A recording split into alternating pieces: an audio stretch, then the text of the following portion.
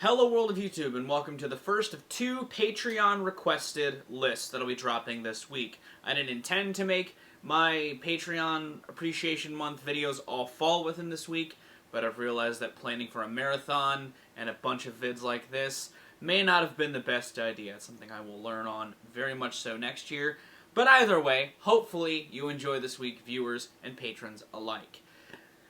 And as always, if you'd like to help contribute to other videos like this, the Patreon's linked in the description. But I threw a couple polls about lists up on the Patreon. One about a video wherein I would remake an old list, and one involving a new list entirely. And as far as the remade lists go, a top 20 Beck songs was the winner by a decent margin. You guys want to know if my opinions on my favorite Beck songs have changed over the last, I think it was 9-10 years since I dropped my top 11 Beck songs video back in the day. And I will say, in some instances, they have. And there are some post-2010 Beck choices on here. Well, there's at least one, but the honorable mentions down in the description have a lot more. This was an incredibly hard list to make. As you guys may know, I'm a big Beck fan. Beck was the discography that I came back with in the new format. I really love Beck's stuff, one of my favorite singer-songwriters. I like how diverse his catalog is, and I like how weird he can get. And there's reflections of that. Most of his sounds really explored on this list. Top 20, as always, these lists are my opinion. I'd love to know some of your favorite Beck songs in the comments down below. If you're excited for this, give it a like. Let's go ahead and get going. Tell me that it's nobody's fun, nobody's fun. So in my discography review, I felt like I was very harsh on Mutations. I love Mutations still. I can't stress that enough.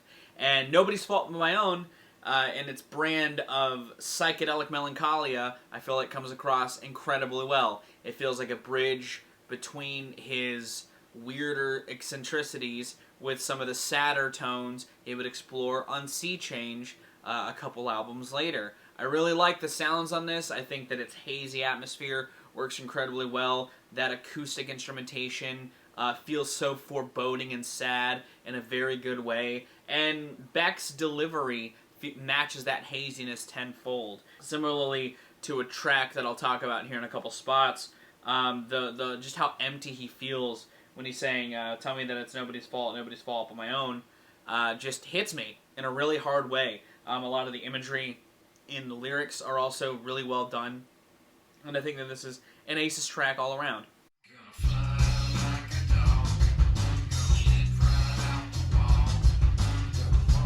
Now on the complete opposite side of the spectrum, we've got Corvette Bummer, a B-side from the Loser single that sees Beck making another stoner rap track, that sees Beck sampling that Halloween decoration that goes,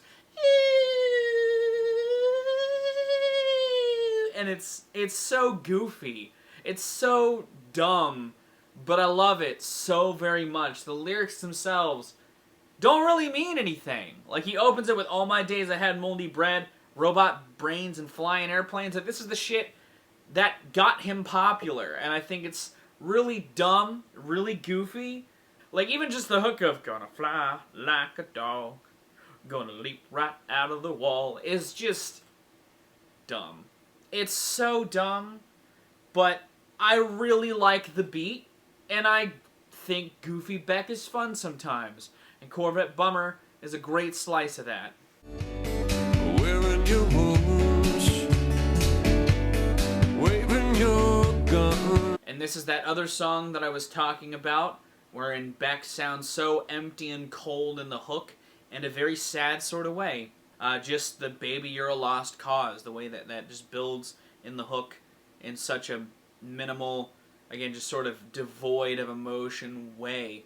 It's powerful. It's great. And the song itself is very pretty. It's a very pretty, airy song that has great use of reverb in a lot of the production. I think him and Nigel came together with a great song on Lost Cause. I think it's a great hit. It was a great single. It's a song that's cropped up in popular media post its release, and I feel like it similarly to a track that I'll talk about later on in the listing from this album, It just is great at unifying the themes that the record has going on lyrically in a very catchy and accessible but gorgeous sort of way.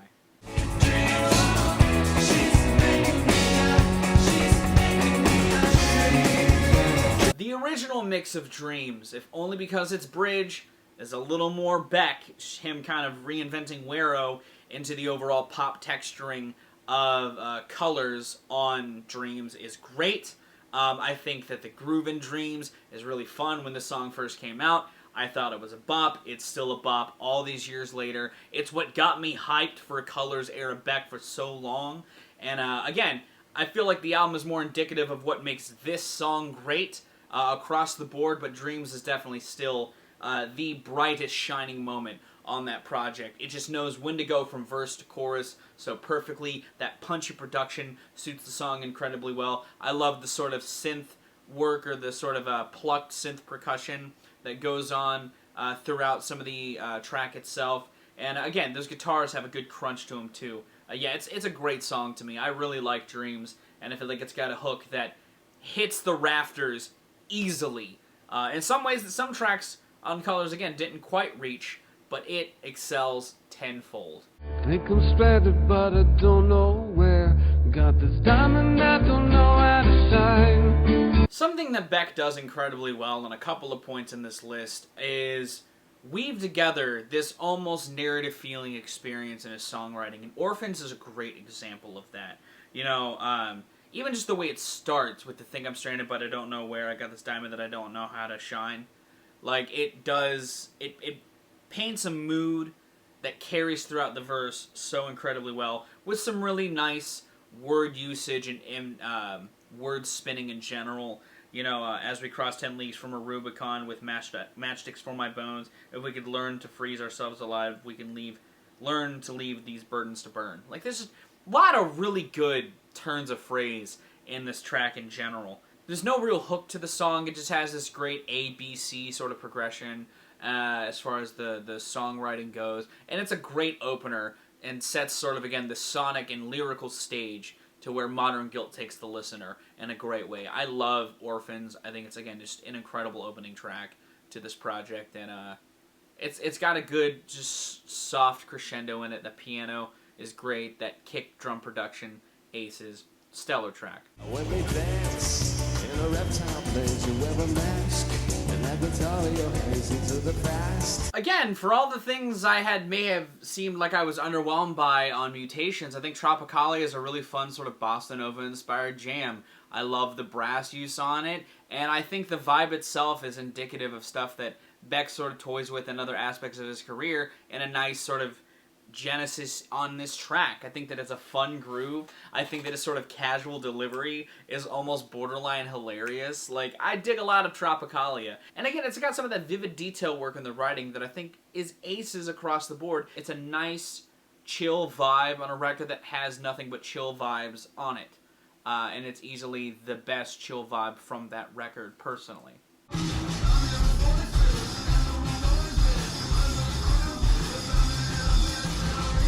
So again, I knew I was going to do a track from Scott Pilgrim because I like the Scott Pilgrim soundtrack, and I think Beck and Nigel Godrich came together with some good tunes for Sexx Bob-omb. But I feel like the one that works the best with Beck and not the actors from the movie is Threshold. I like Ramona. I like both versions of Ramona. I at least like both artists on Ramona.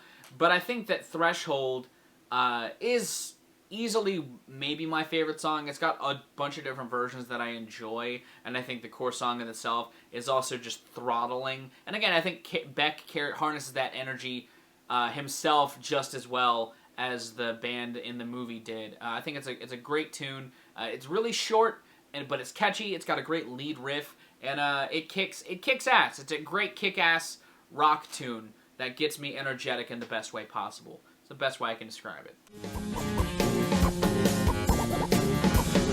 She's got a cigarette on each arm. You want to talk about an incredible groove? The New Pollution is nothing but that groove, baby. But that groove and how Beck rides it is pure, creamy perfection. The production on the song, the drum production, the way the drum just rides that pocket, the organ that crops in, that saxophone kicks so much ass. I love the new Pollution. For what it doesn't present in lyrics, it more than makes up for in a mood, a tone, tenfold. It enhances the vibe of Odelay tenfold for its existence, and I love the new Pollution so much. It's a great dance jam that I love to just throw on and vibe to. It's an ultimate peak vibe track. Thinking about the rain under a sweatshirt hood.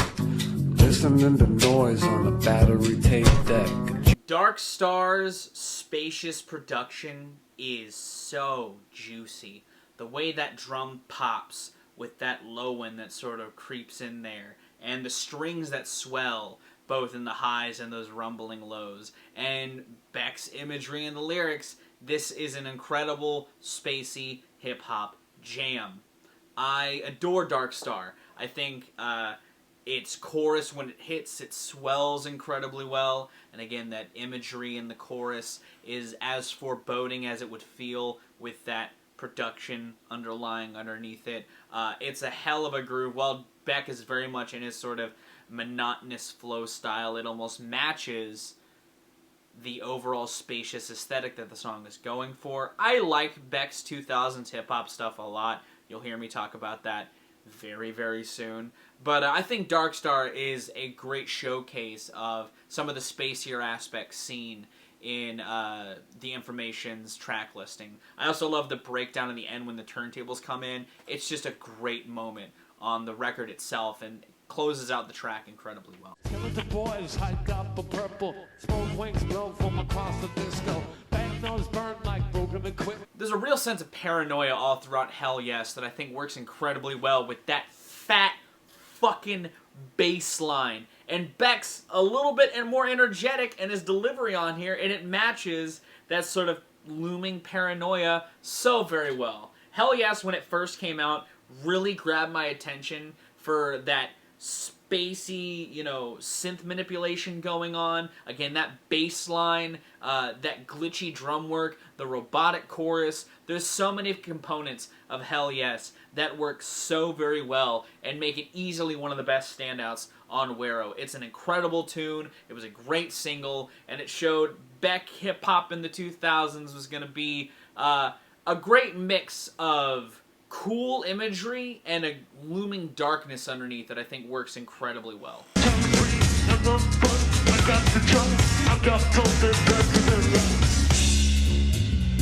One of the best postmodern style Beck rap tracks from Mellow Gold saw his vocal style from his first two records creeping in the way that he shit raps with this kind of flow like this. Has a chorus that's just goofy. It samples the Care Bears and the bridge and adds to the sort of quirky weirdness that the track has going on. It's got the same sort of instrumental palette of a track like Loser, but is a little more off the deep end as far as some of the sonic components here. But Beck's lyrics, it's just him talking about getting drunk and getting fucked up amidst the problems he's got going on in his life. And brother, in 2021, that's a big vibe, my guy. Pick you up your mouth elbow, shoot your mouth if you know with your aim. Don't forget to pick up the juice. Now, it's kind of hard to not talk about Scientology to some degree when mentioning Beck.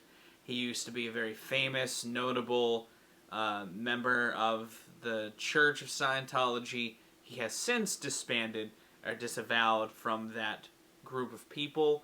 But the title of E-Pro, the next song on the list, is a reference to something within Scientology. The song itself doesn't seem to allude to that, though. The song itself just has various portraits painted in his lyrics, very gritty in nature, kind of matches the grittiness of the guitars of the track. And it's a great track that kicks off Guero on such a good foot. There's another great single from that project, and I really appreciate the groove embedded at the song's core. I also like the fact that every section of the song is purely 20 seconds long, and that's how Beck wrote the song. Like the intro is 20 seconds, the first verse is 20 seconds, and so on and so forth. I kind of like that. I don't know, it's a fun, quirky way to write a song, and I think Beck pulled it off pretty well with a catchy-ass tune that has a very simple chorus, but it's an effective one amidst how simple that it is. Well, I just wait the tides to turn till I learn to. Similarly to Lost Cause, Guess I'm Doing Fine just has that numb coldness that's all throughout Sea Change. It's a very direct record emotionally, and Guess I'm Doing Fine continues to resonate that sentiment of cold grief in such a strong fashion. You know, a lot of, again, that lyrical nuance in setting a mood throughout the verses. Again, that general emotionless sadness or numb sadness that coats the chorus is great. And I love the country twinge on this track as well. You know, that's one of the aspects of Sea Change that I think Beck executes incredibly well, and Guess I'm Doing Fine is a moment where I feel like he does it at his best. You know, I talked about in the last Beck list that I made about loving his rootsier side, and I'll talk about that again further up on the list, but I love how Guess I'm Doing Fine utilizes that twangier sound that Beck uses for sort of a postmodern edge in a lot of his music to a great sincerity on Guess I'm Doing Fine, and I think that's another moment that, and I think that's another component that makes the song hit that much harder for how much sort of stoner lull postmodern stuff he added with a country twist, especially on some of his earlier stuff. To see him take that sound and play it so straight makes the emotional resonance hit that much harder. It's a great song, and a beautiful one at that.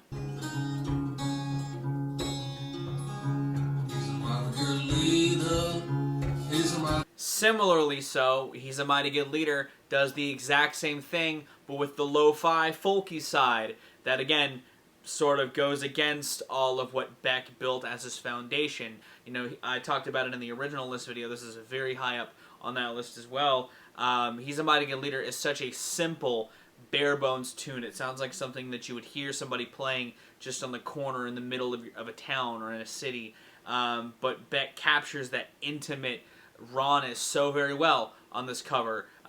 There's notes of imperfection throughout parts of this. The rattling of the guitars and all that just make it feel that much more at home in a really good way. And I feel like the Beck's voice hits a good resonant core with how he sings the song as well. It's an incredible track, a great version of this song, and yeah, I fucking love Beck's version of He's a Mighty Good Leader. I think that it's stellar for just how simple but effective it is.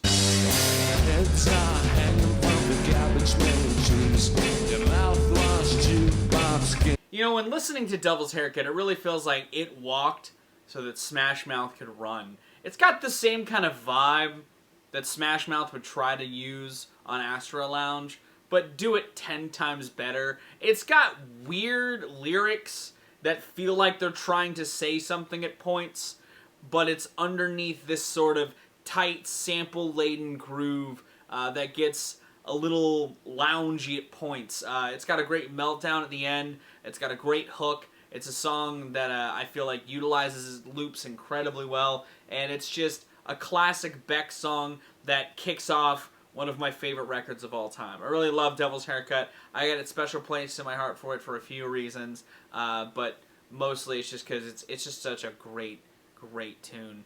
Again, all the little instrumental switch-ups that happen throughout the track are a lot of fun. The points where the beat drops or the rest of the instrumentation drops and the beat just rides itself. So good. Great tune. It's a classic. And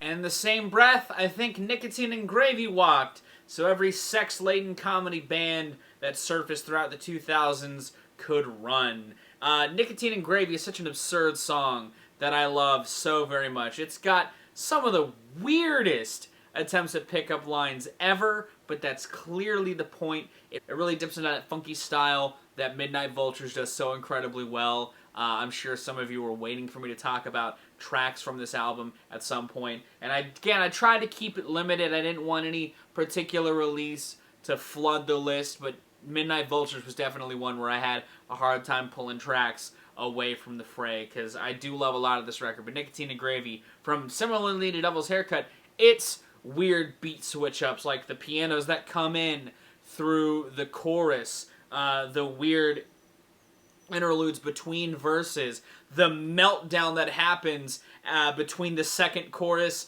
and the second verse is one of my favorite moments in any Beck song. I really appreciate a lot of the sounds on Nicotine and Gravy, and I like the overall vibe of the production. You know, when Beck's voice finally reaches that crescendo, it hits so very well. The chorus itself is catchy as hell, and even the bridge of the I don't wanna die tonight, I don't wanna die tonight. It's just such a good point in the track that comes in. Love Nicotine and Gravy. I know I said that in the first video. That sentiment has not faded. I love this song a lot. I think it's one of his best still to this day. Yeah, put $1 in my pocket and I threw it away. Been a long time since the federal dime made a jukebox sound like a mirror in my mind. Easily one of my favorite flows Beck gets on. The beat of Cell Phone's Dead, also one of my favorite instrumentals in a Beck track as a whole. I feel like it is a tight groove, that synth bass line that happens, the little shaker claps in there, the overall just general vibe of the track is incredible. When those harmonies come in by the end of the song, I also really loved it. And again, Beck's flow over all of that is just so playful in the best way possible. Again, there's lots of just weird turns of phrase on the track that I think Beck sells really well, with the I put $1 in my pocket and I threw it away. Been a long time since the federal dime made a jukebox sound like a mirror in my mind. Need to comb my worries, fix my thoughts. Like, he just having a good time. He's singing while he's rapping too, but just the general flow of his words hits in a really good way, and the points that he chooses to stop and accent visually, I think, work incredibly well. I also love how the chorus isn't the same in either chorus. I feel like it adds to the overall stream of consciousness feel that the whole track embodies so very well. And yeah, still, again, I know it was hype my last time I did this, still one of the best Beck jams to me. I think it's a great, tight, hip-hop fueled Beck track.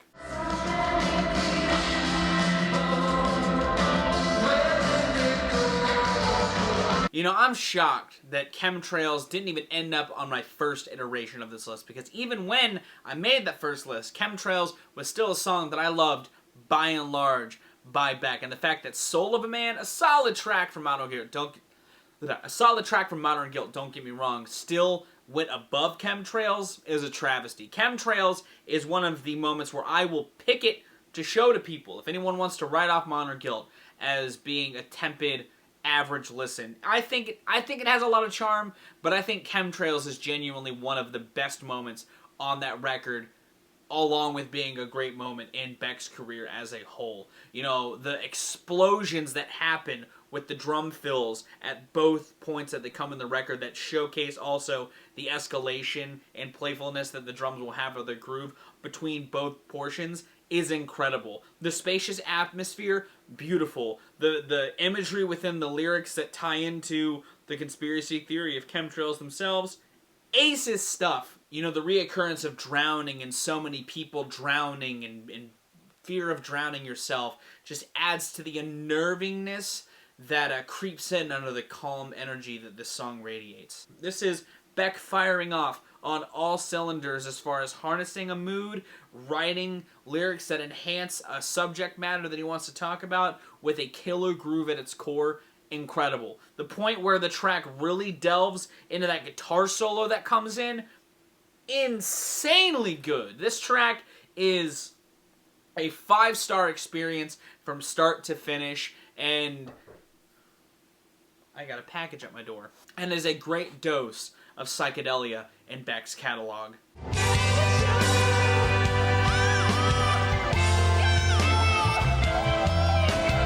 I went back and rewatched my list, and I was also shocked that Deborah was as low as it was, because I've always loved Deborah. Granted, that love has grown over the years intensely, but I love Deborah. It's a song that just is an incredible show-stopping closer that has some of my favorite uses of Beck's falsetto. Easily could be a go-to karaoke jam for me.